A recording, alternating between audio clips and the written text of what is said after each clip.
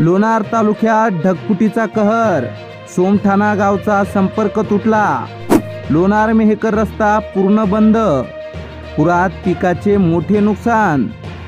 गेल्या 2 दिवसांपासून लोणार तालुक्यात पावसाने जोरदार हजेरी लावली असून सोमठाणा परिसरात ढगफुटीमुळे पूरस्थिती निर्माण झाली आहे।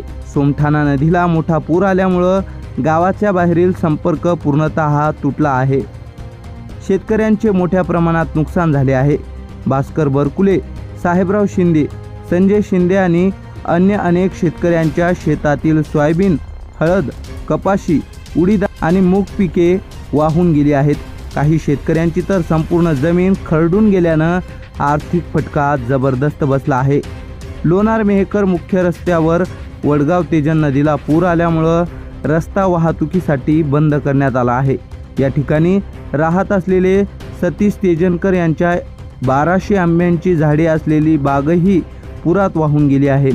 या घटनेनंतर महसूल विभागाचे नायब तहसीलदार रामप्रसाद डोळे आणि मंडळ अधिकारी सानप यांनी त्वरित घटनास्थळी भेट देत पाहणी केली आहे। शेतकऱ्यांनी मुख्यमंत्री यांच्याकडे विनंती केली आहे की तातडीने पंचनामे करून नुकसान भरपाई दिली जावी। या संपूर्ण नैसर्गिक आपत्तीमुळे लोणार तालुक्यात हाहाकार माजला असून प्रशासनाकडून तात्काळ मदत मिळावी अशी मागणी होऊ लागली आहे।